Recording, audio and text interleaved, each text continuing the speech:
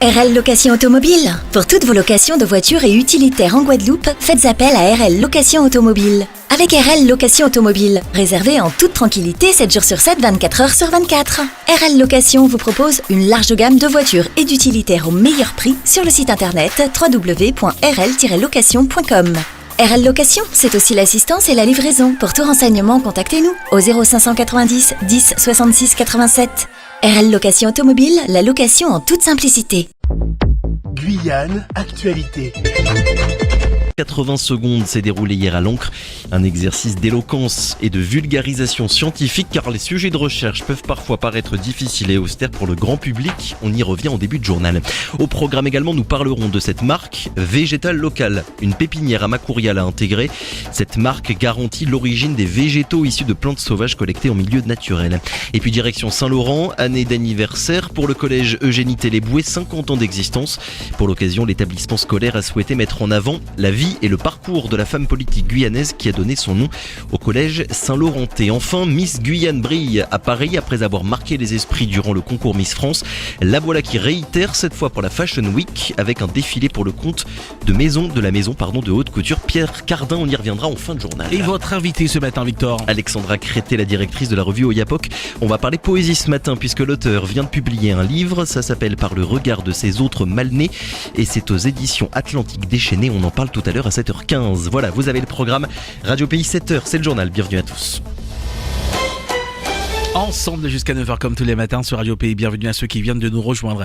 Vous en parliez dans vos titres, Victor, de ces deux étudiants qui représenteront la Guyane au concours Ma thèse en 180 secondes. Et oui, 11 étudiants candidats de l'Université de Guyane se sont mesurés hier dans l'amphithéâtre de l'Ancre. Le but, résumer leurs travaux de thèse en seulement 180 secondes.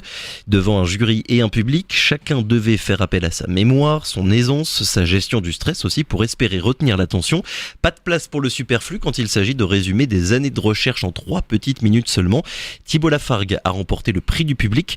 La préparation au concours a demandé des heures de travail qui ont fait naître un esprit d'équipe, dit-il, entre les candidats, coaché par l'animateur Steve Elina. Thibault Lafargue. Steve a été très présent, il nous a beaucoup aidé sur tout le plan technique, vraiment de la rédaction, aussi de la gestuelle. Moi j'avais par exemple un énorme problème avec la gestuelle où j'avais tendance à faire beaucoup de gestes parasites, notamment un geste de balancier.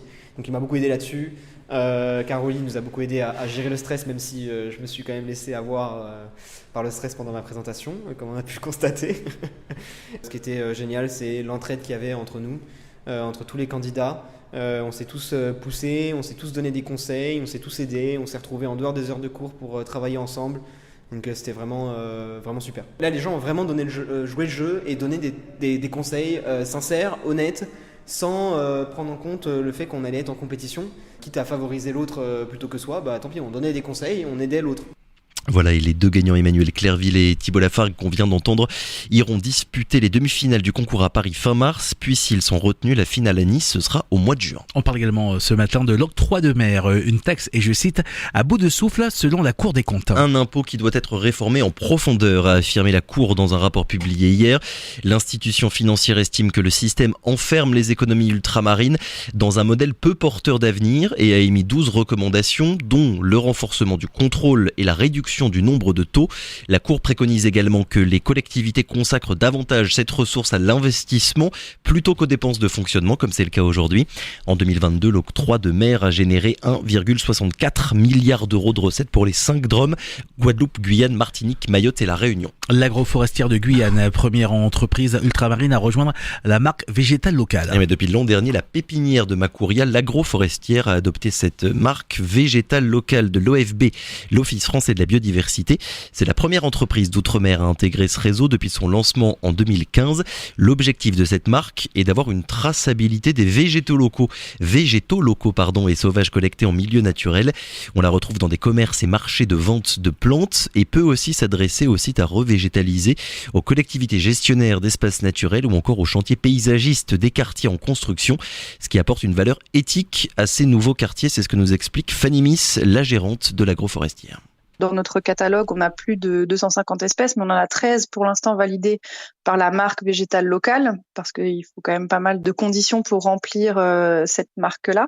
Et par exemple, là, on a des commandes auprès de plusieurs entreprises d'espaces verts qui pourront avoir la marque végétale locale, c'est-à-dire que sur des chantiers à Cayenne, à Saint-Laurent, parce que c'est des plants qui vont partir sur Cayenne, Rémire ou Saint-Laurent, il y aura en effet la marque végétale locale quand ils seront plantés, c'est-à-dire qu'on peut assurer que les plants ont été issus avec une génétique guyanaise, élevés vraiment sur le territoire, etc. Ça donne une bonne visibilité aussi à tous les travaux et à tous les porteurs de projets, en fait, avec les nouveaux quartiers qui se mettent en place, de montrer un peu la valeur éthique de ces quartiers en disant voilà, on n'importe pas des espèces, on travaille vraiment avec des espèces guyanaises qui sont bien adaptées aux conditions climatiques, tant que ce soit la sécheresse ou des excès de pluie. Et je pense qu'en termes de visibilité et de durabilité, c'est aussi bien pour les porteurs de projets. Voilà, les propos étaient recueillis par Arnaud Berry-Lolsirder. En bref, chez nos voisins de l'Amapa, plus de la moitié des cas de dengue proviennent de la ville d'Oiapoque. Information du média brésilien O Globo. Sur les 527 cas de dengue enregistrés dans l'Amapa, 321 sont relevés à Oiapoque. L'épidémie qui sévit depuis plusieurs mois a fait 2 décès dans la commune. Depuis, des opérations de prévention et d'élimination de gîtes larvaires sont menées sur place. Et il est 7h10, on parle également ce matin de ces températures particulièrement élevées qui sont attendues jusqu'au mois de mai. Et pas qu'en Guyane, presque toutes les zones terrestres sont concernées, la faute à un très puissant El Niño. Le pic a été atteint en décembre et constitue l'un des 5 plus puissants jamais enregistrés, c'est ce qu'a indiqué hier l'Organisation météorologique mondiale, selon qui donc le phénomène s'affaiblit peu à peu mais continuera d'avoir un impact sur le climat mondial dans les mois à venir. Conséquence en Guyane, le petit été de mars risque donc, selon Météo France, de s'inscrire dans la durée. Vous nous emmenez également ce matin à Saint-Laurent où le collège Eugénie Téléboué fête son demi-siècle d'existence. Il y a tout juste 50 ans, en 1974, ce collège Saint-Laurentais ouvrait ses portes pour effectuer sa première rentrée scolaire. L'établissement qui accueille près de 900 élèves chaque année ne s'est pas toujours appelé Eugénie Téléboué. Il porte ce nom depuis 30 ans maintenant et fête donc son anniversaire toute cette semaine. Pour l'occasion, le collège accueille Guillaume Villemot, auteur notamment d'une biographie d'Eugénie Téléboué, également président du comité de soutien à sa panthéonisation. Il va tenir plusieurs conférences cette semaine devant les élèves.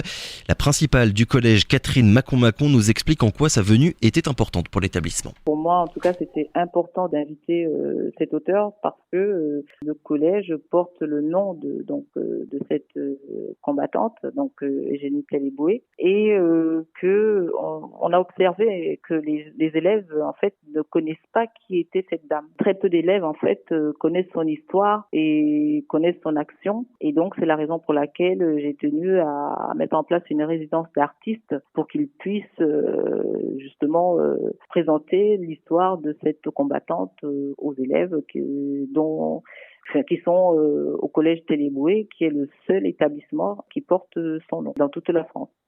Voilà, Catherine Macon-Macon, la principale du collège Eugénie Téléboué à Saint-Laurent. Elle répondait aux questions d'Étienne Cornec. Et d'ailleurs, ce sont les élèves de ce lycée qui seront présents dès 15h sur les ondes dans le nouvel épisode de Deslo de ce mercredi 6 mars.